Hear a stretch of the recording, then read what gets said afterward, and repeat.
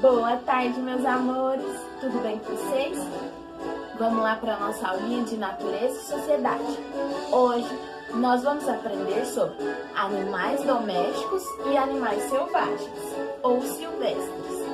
Agora a tia vai dar alguns exemplos de animais domésticos, que são aqueles animais que a gente pode ter em casa, pode brincar, dar amor e carinho. Vamos ver os animais domésticos?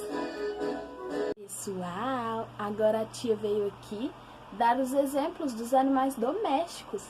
Olha só, um dos animais domésticos que nós podemos ter em casa. Ó, um peixinho. Mas lembre-se, para ter um peixinho tem que ter responsabilidade, porque a água, ó, tem que estar sempre limpinha, tá bom? Turminha, mais um animal doméstico. Olha só, essa aqui é a cachorrinha da tia, ela se chama Gamora. Ela pode ter em casa, é um animal doméstico.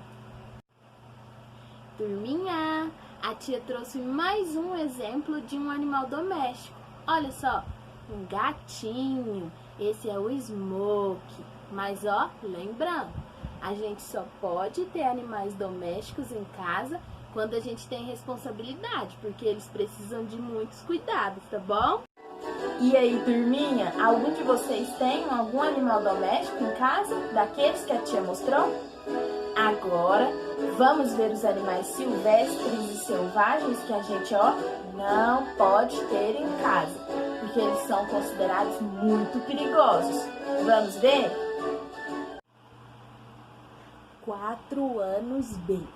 A tia trouxe os exemplos dos animais silvestres, que lembram que a tia falou? Não podemos ter em casa.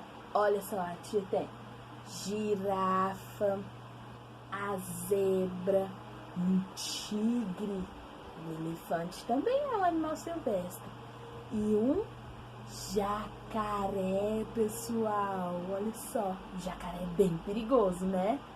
Esses animais a gente, ó, não pode ter em casa. Eles são silvestres.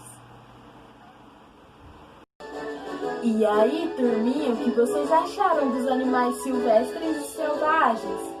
Dá um medo deles, né? Agora eu tô esperando. Quem sabe você tem algum animalzinho doméstico? Se tiver, manda a fotinha pra tia. Um beijo e uma ótima semana. Não se esqueçam de fazer as atividades. Tchau, tchau!